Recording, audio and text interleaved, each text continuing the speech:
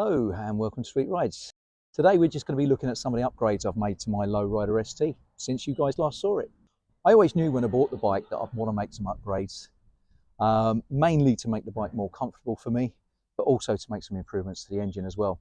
So today we're going to see, have the upgrades I've made improved the bike?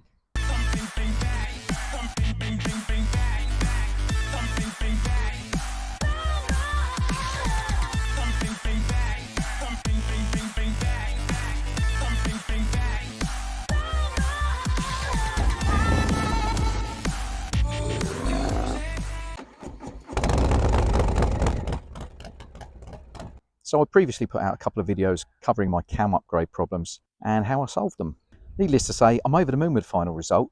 The bike now makes 118 horsepower and 140 foot-pounds of torque, just from a cam and dyno session. It's pretty smooth too. So the engine now has everything I was looking for.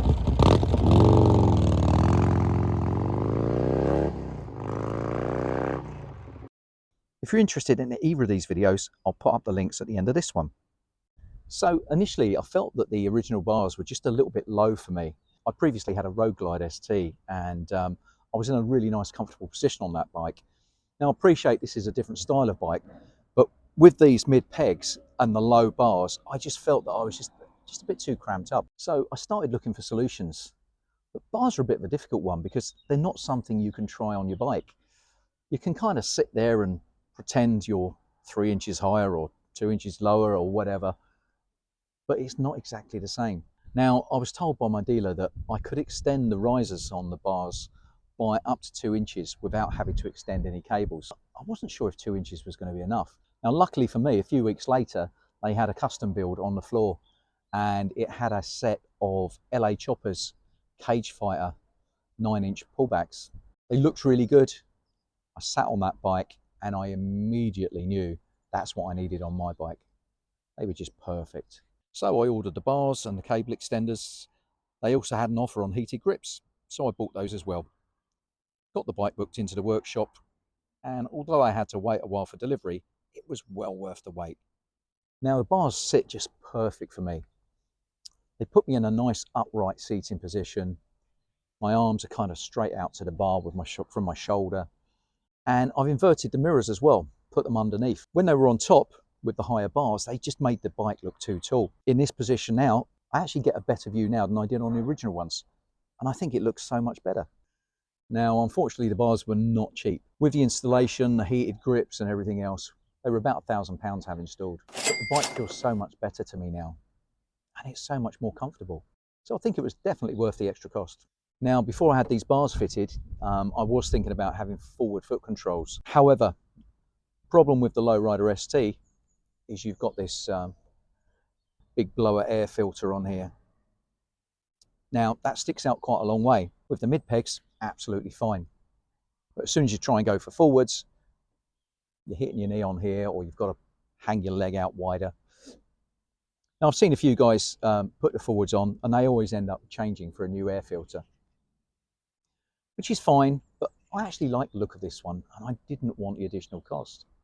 And because I'm sitting a lot more upright now, I find my legs are in a much nicer position. I don't really think I need the forward controls at all.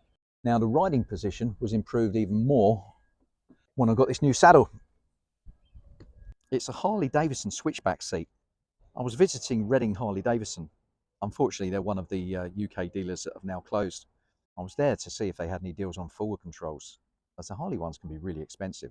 Unfortunately, they didn't have any of those, but the parts guy said he had a saddle that can improve things for me. He got it out of the box, and straight away, I really liked the overall look of it.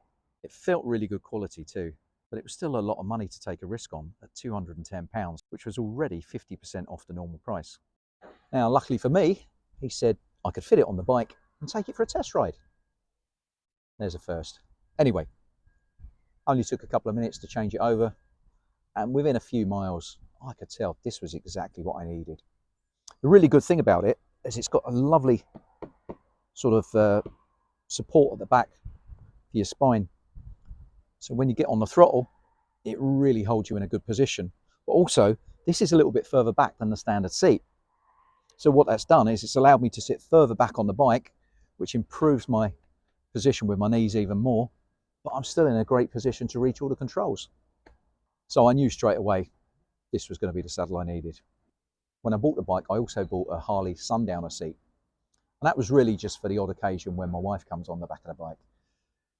It's a really comfortable seat, lovely padding, really good for pillion. But what I found with that seat as well is that actually pushes you a little bit more forwards than the standard seat, which meant my legs were even more cramped. So I use that one when I'm taking pillions on board. But to be honest with you, it's not that often, and because it cramps my legs up even more. It's just something you've got to be aware of if you do look at those seats.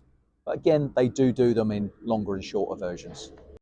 And just so that you're aware, I'm about 5'10" tall, average kind of size. But I think if you're my size or any taller, then you definitely might want to look at getting the forward controls, depending on which seat you've got. Now, I have done quite a few longer trips, and I also bought a detachable sissy bar and back rack. If you buy the Harley parts, they can be quite expensive at around £500, but they are good quality, and I did save a few pounds by fitting a detachable kit myself. It's a simple job and only takes about 30 minutes with a few basic tools. So, are there any more upgrades on the horizon? Well, that really just depends on money. Once I've got a bit more wear on these tyres, I'm definitely going to be changing those. They're absolutely fine if you're just cruising around, especially on the standard bike, but with the engine upgrades I've made, the bike is so much quicker now. I tend to find I'm coming into corners and bends much quicker. I'm using the brakes more, slowing down faster. Here in the UK, especially on dull, rainy or overcast days, the temperature just doesn't get that high. And I just find these tyres, the compound's a little bit too hard, especially on the front. So as soon as I've got some decent wear on those tyres, I'll be changing those out, putting something a little bit stickier on there. Another upgrade I'd love to do is, now that Harley-Davidson and Screaming Eagle now offer Öhlins fork internals. It's a lovely piece of kit and I'd love to fit those on. They also do the Öhlins rear shock. Now, to be honest with you, if I was going to do the suspension, I'd want to do front and rear at the same time. Now, unfortunately, the cost of that is quite a lot of money. So including installation, to do the forks and the rear shock, you're looking at about £3,000. So I guess I'm not going to be doing that anytime soon. Unless, Harley, if you're watching, or Öhlins, if you want to contribute a suspension set to me so that we can build something up on the channel, that would be very much appreciated. So I asked at the start of this video, have all these upgrades improved the bike? Have they made it better? Well, for me, yes, absolutely. This is now the bike I always dreamed it would be. And don't get me wrong, this bike is great straight out of the box, but it didn't fit my riding style and I just didn't find it comfortable enough. But that's the great thing about a Harley. There's so much stuff available for them. You can get it exactly how you want it. Did I need to spend all that money on upgrades? No, definitely not. I could have lived with the bike as it was, but I just wanted the bike to be perfect for me. Now, funnily enough, the new 2025 Lowrider ST, Harley have made quite a few of the upgrades that I've already done. So the new bike now comes with a different cam, giving it more power. It comes with a 2-into-1 exhaust. And what that's allowed Harley to do is to put the bigger bag on the side. So now the bags are equal when you look at the bike from the rear. I know it's something a lot of people complained about. It never really bothered me, but I do think it's an improvement.